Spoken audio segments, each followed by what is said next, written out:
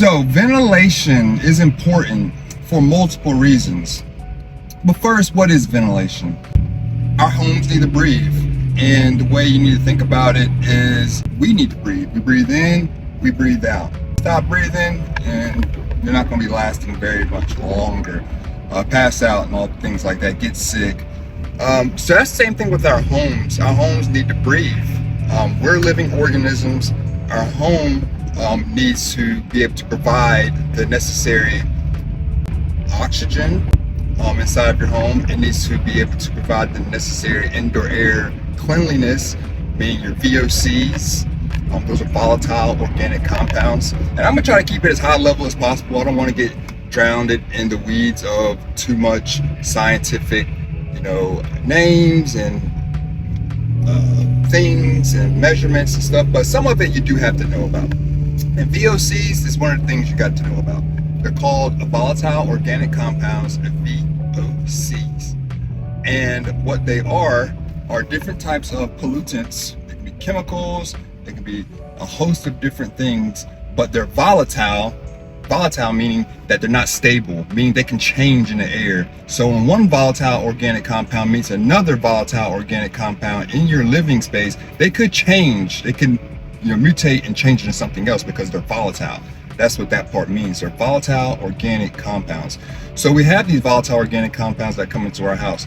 A lot of them come from the different types of solutions, the different types of products we bring into our homes, the chemicals that we clean with, the building materials that our homes were built with, the paints, the solvents, the glues, the carpets, a host of different things. We can't take a war against VOCs.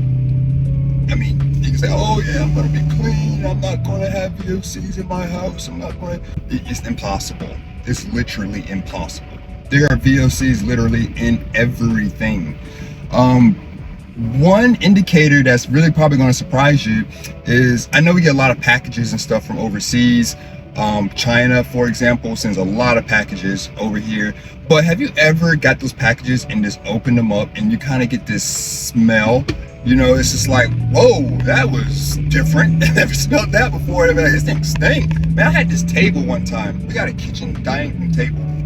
And it stank so bad. And we called the people and they were like, oh, it'll wear off. This was several years ago, maybe like 8-9 years ago. And they were like, oh, it'll wear off. Give us some time, a few days, and everything will be fine.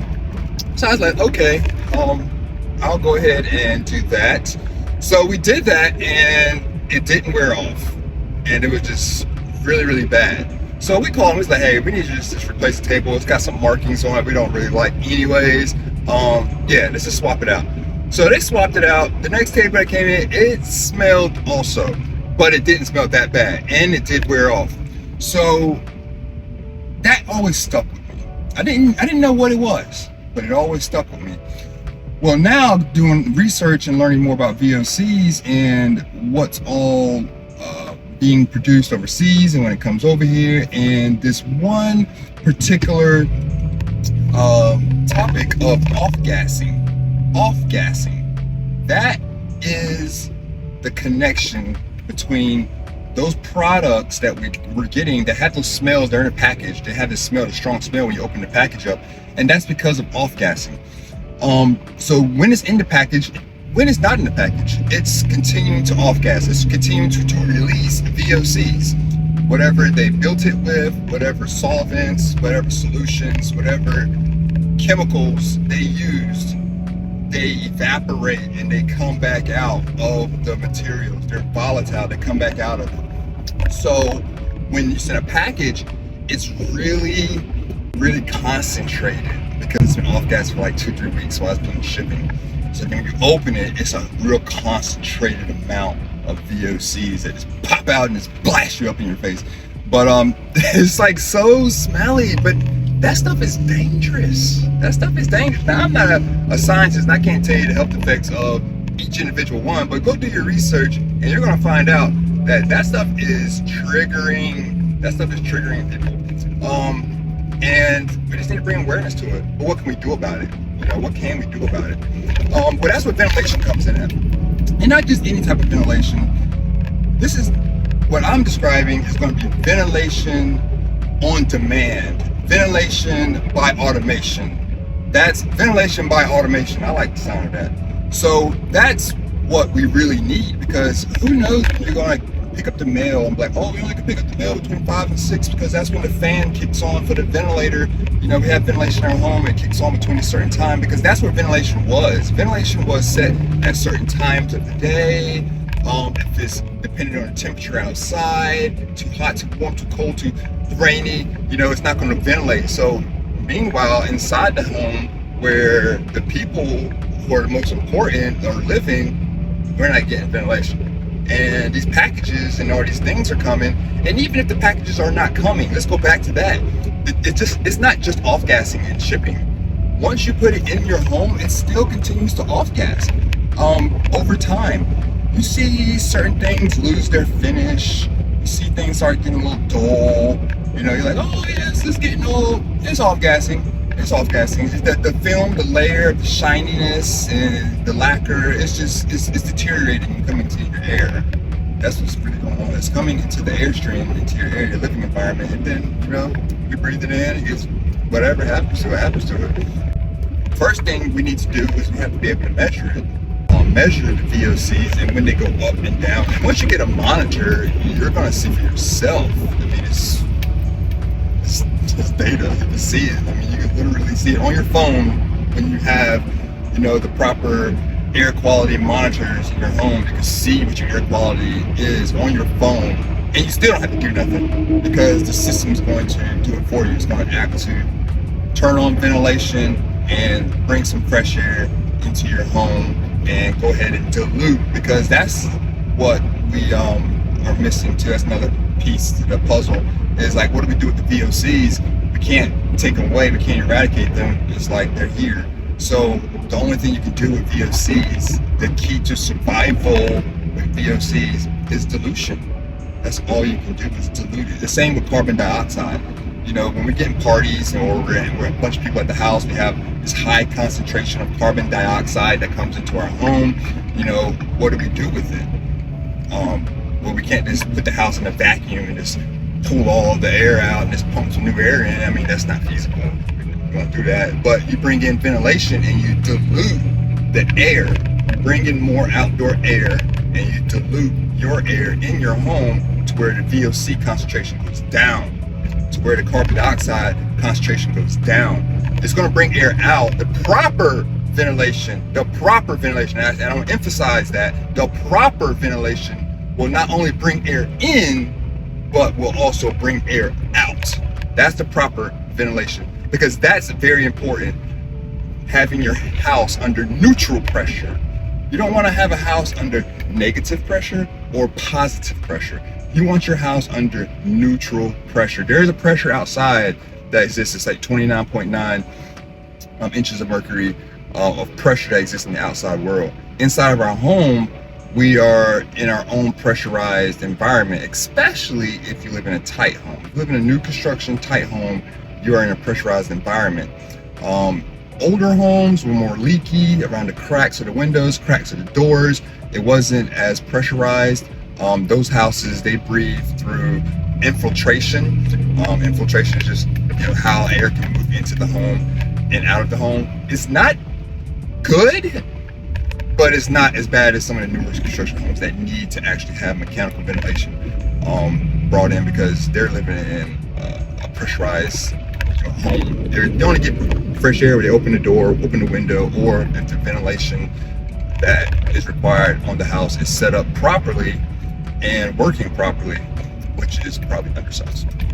So when it comes to ventilation, the only thing you can do when it comes to VOCs and carbon dioxide in your home is you have to dilute those gases with more outdoor air to kind of bring your levels down and to make the air healthier. So the way you do that is, my preferred method is not the cheapest method, it's the best method. It's the method that works, and you're not going to have any issues with it, and you're going to have the perfect indoor air quality. But my preferred method is an ERV, energy recovery ventilator. And that's a whole lot. I can do a whole nother video on that, and I probably will. But just know that that device will keep your house balanced. 2, is going to provide the proper ventilation on demand when I pair it with my Haven device that creates automation for your indoor air quality. It's the thermostat for your indoor air quality, the Haven device. It's the only device that can automate your indoor air quality. So I'm going to pair the ERV with the Haven so that it can automatically detect when it needs to turn on and ventilate, and then it's just going to do it, and it's going to turn off when it needs to have it off. So anytime you have high levels of CO2, a lot of people in your own home, you're having a gathering, people are having a good time before they start getting too sleepy because you're suffocating them in CO2, get the ventilation kick on so everybody can enjoy their good time. They can be breathing easy. They're going to really enjoy the nice fresh air that you have in your home, and they're like, wow, how is all this happening? Like, all these people, it's different. So that's what ventilation can do for a home. It can automate it and make sure everything is nice and clean. But my biggest thing and why indoor air quality is so meaningful to me right now, if I can just speak to that, is because I can actually measure it. And anything you can measure, you can improve. So when the devices and the technology came down to the residential level, to the level that I'm on, I was thoroughly impressed. And I have so many devices in my home. I have to test them. I have to test them against each other, test them in my home before I can ever speak to them. I would never want to recommend something that is totally off. I'm not getting paid by those companies doing that. I actually do the work, but this is what's working with me, and this is what I recommend to other people because they have the same issues that I have. I know that they don't even know, really. Some people don't even know that they have ventilation problems. You don't really know until you get the data. When you get the tools and the instruments in your home and you can see it, you're gonna make changes. You're gonna want to, because now you know, now you see. So that's the biggest key for me, is just bringing awareness to it, because the instruments are here to measure it. We don't have to be in the blind anymore. We don't have to worry about, is the indoor air quality safe in my home? You don't have to worry about that. You can know for a fact that if it's not, you know for a fact also, and then you have a course of action that you can take. Because I just saw on the news this morning, it's a really sad story, and I'm kind of getting away from my YouTube video here, but yeah, it's really sad.